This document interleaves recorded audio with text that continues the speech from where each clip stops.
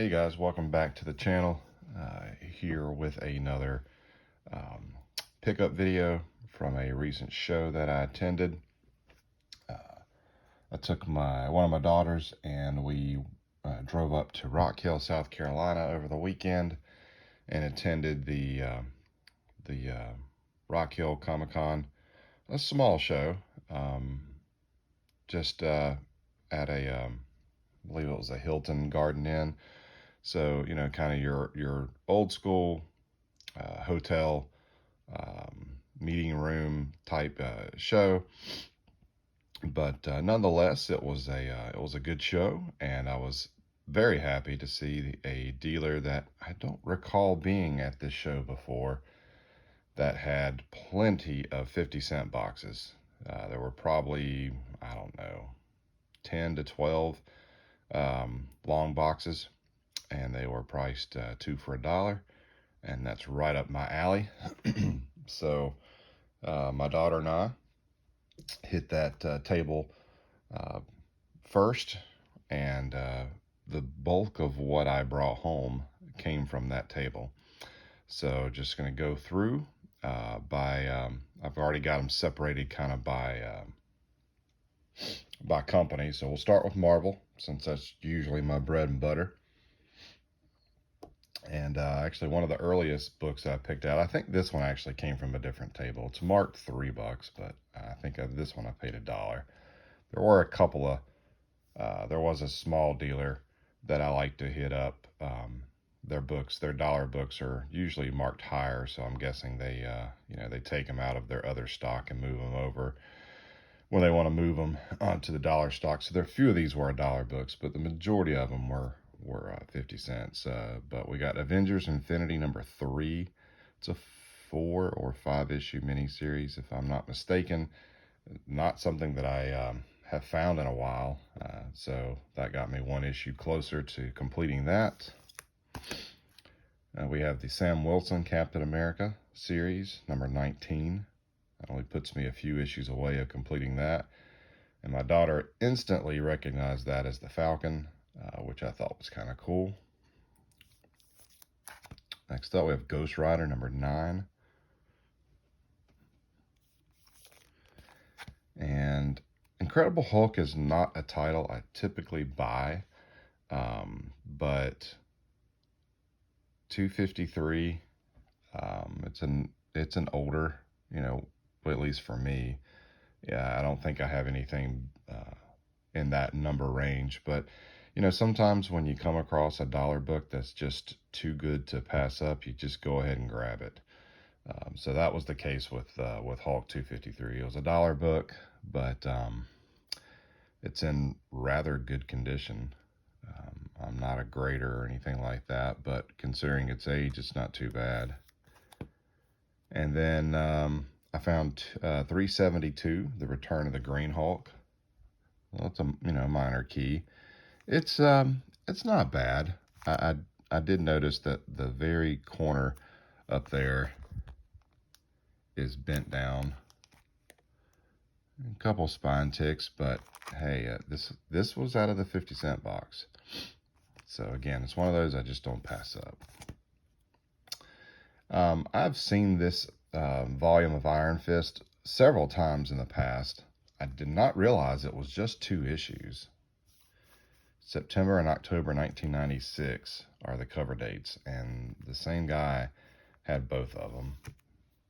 So went ahead and grabbed those. Marvel Knights #10. Again, it's a series that I think I only previously had 1 or 2 issues from, and I picked those up at the big Heroes Con earlier this summer. But again, 50 cents. Maximum Security. This was a big crossover storyline running through Avengers and X-Men and several Marvel titles. And this is the Dangerous Planet issue, which I believe was the kickstart. I think this takes place before the actual miniseries that they also did. Punisher, I am slowly putting together volume 2 of the Punisher, and so I'm always happy to find new books when I can find them, whether they're retail, newsstand, I should say, or direct. It doesn't really matter to me. But we got issues 29, jump all the way to 60, 77, and 78. Punisher Warzone is not a title that I've really focused on. I've been focusing more on volume 2 of Punisher, a little bit on War Journal, but if I come across these in the right price, I'll go ahead and grab them, because it's something I'll eventually move over to once I put more of a dent in volume 2. But man, John Romita Jr. art too, can't beat it. Also found issue 13. Uncanny X-Men. I don't do a lot of mutant stuff. I did back when a lot of this was current, and 353 was one of those books that I still kind of had on my want list. I didn't go out of the way looking for it, but I love this Chris Pacello cover, and frankly, I enjoyed the mutants at this time. I really picked up with Legion Quest leading into the Age of Apocalypse. I love the Onslaught storyline, and then the big storyline that followed that with Bastion and the Operation Zero Tolerance. So in that era, I enjoyed the X books, and this was one that I think I had this one at one time. So very happy to find it, 50 cents, unbagged, but in pretty good shape. X-Force, for whatever reason, this book during this time really clicked with me. I love Adam Polina's art. It's different. It didn't fall into the he wasn't like a lot of the other artists. And again, this was a time when I thought the mutant stuff was actually was pretty good. So it's kind of putting together casually, putting together a run of X-Force just during the time that certain creators were on the book. I'm not looking to go all the way to issue 1, but this is issue 52.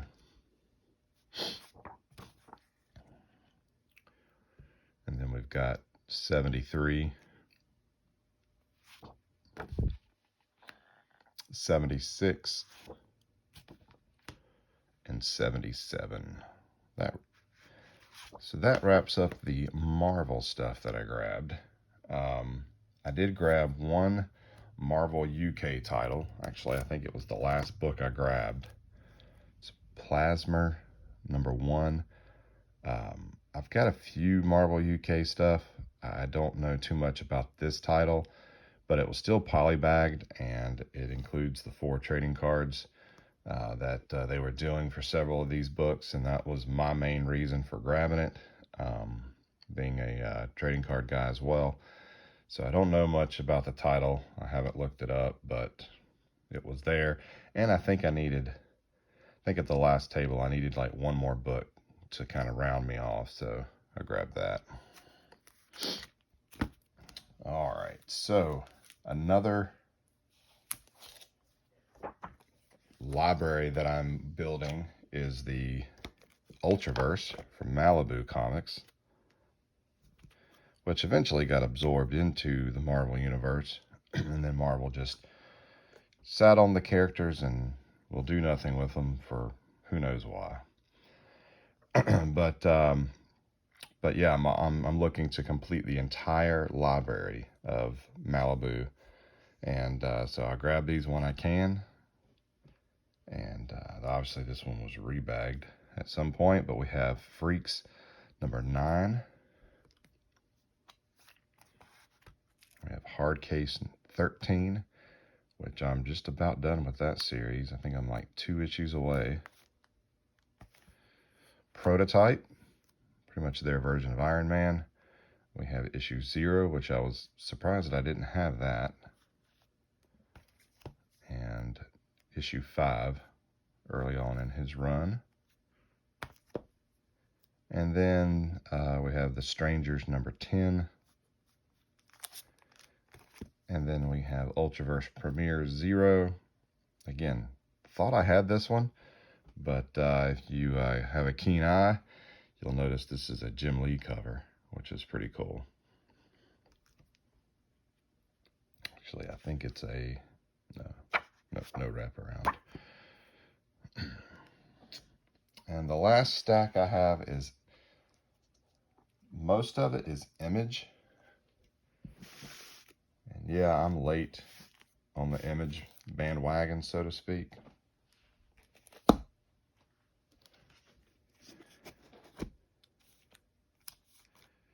But a book that's always intrigued me, the character design, the art, was Backlash.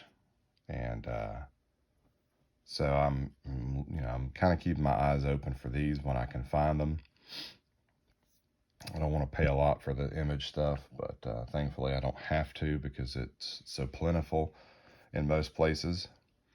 But I found a couple of issues of Backlash. So we have issue 18 and 19, which also doubles because I was trying to build the Fire from Heaven storyline that ran through a bunch of the Image titles at the time. Very surprised in the 50-cent box to find an issue of Danger Girl from Cliffhanger imprint.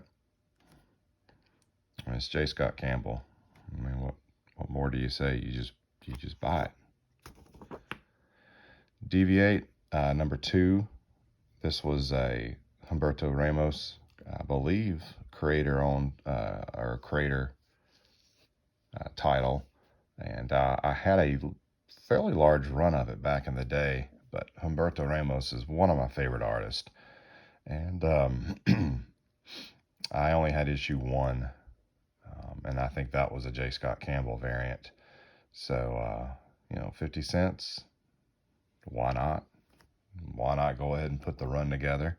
I'm working on Gen 13, so let's go ahead and do this one again. But man, I love Humberto's art. It is just so good.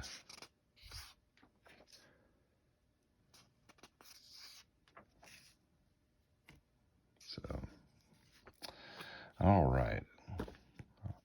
Then we found issue 29. I think it ran to like 32.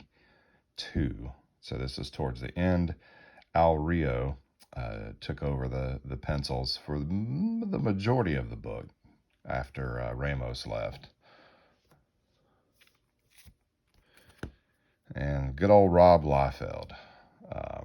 Love him or hate him, he's made an impact on the comic industry, and I've been just kind of toying around with picking up some of the Extreme Studios storylines that they did, Sacrifice, Prejudice. I forget the other one off the top of my head, but I did not have this 2-issue miniseries on my want list, so this one flew under my radar. But I found both issues of Extreme Sacrifice, so I went ahead and grabbed those. Gen 13, Gen X, the Image Marvel crossover. I had the Gen X version that Marvel printed, but I did not have the Image one, and it's a sweet Arthur Adams cover to boot. So I went ahead and grabbed that. Another Cliffhanger book. I was a little surprised to see Steampunk.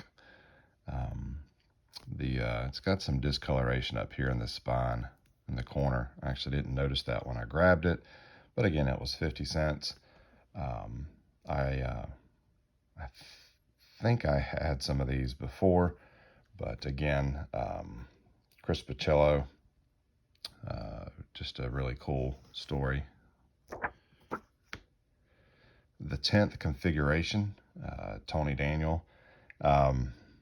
I've not read anything of the 10th, but again, it's kind of one of those books that I remember coming out. I remember a Wizard hyping it up, but I never, never did anything with. But again, 50 cents, I thought I'd give it a try. I did like Tony Daniel when he was on X-Force back in the day. Wildcats. Again, kind of late to the book, but putting these together, and actually I got these out of order, so that's issue 29. But then we have 22 and 23. All right, and the final couple of books from Entity Comics, I have Nira X. I only know a little bit about the character, and that's from another Entity Comics,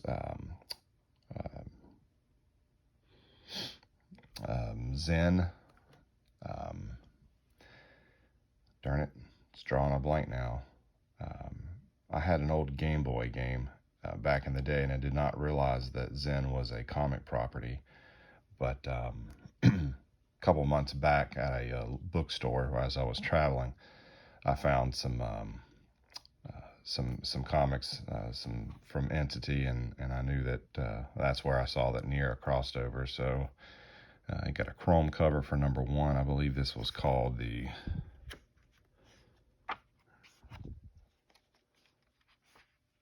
Heat Wave, Nira X Heat Wave. And then at another dealer, I found another one of her books, another mini-series, Soul Scourge.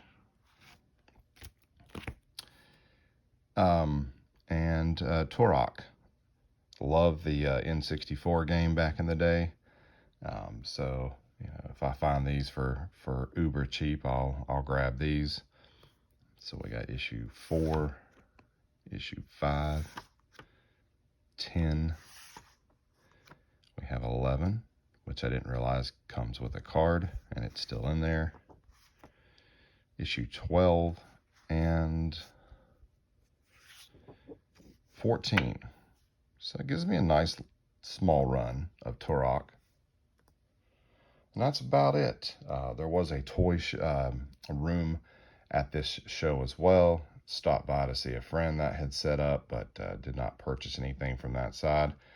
I went in with a small budget for this show, and I stuck to it, and which was always nice that I can do that I have the willpower to stick to the budget. But a nice little show. I appreciate the promoters, Rick and Dave, putting that on. Look forward to it next time they run it again, which probably won't be until sometime the 1st of the new year. But yeah, anytime there's a local show that I can get to, it's always a fun little trip, especially when I get to share it with my family or part of it. So I think my daughter enjoyed. She ended up walking away with about 8 books herself, and I think she read 2 of them just in the time while I was taking to catalog everything that I had bought on my comic app. Yeah, it was a fun time, and hopefully you enjoy these type of pickup videos. But with that, I'll leave it here, and we will catch you next time around. Happy reading, guys.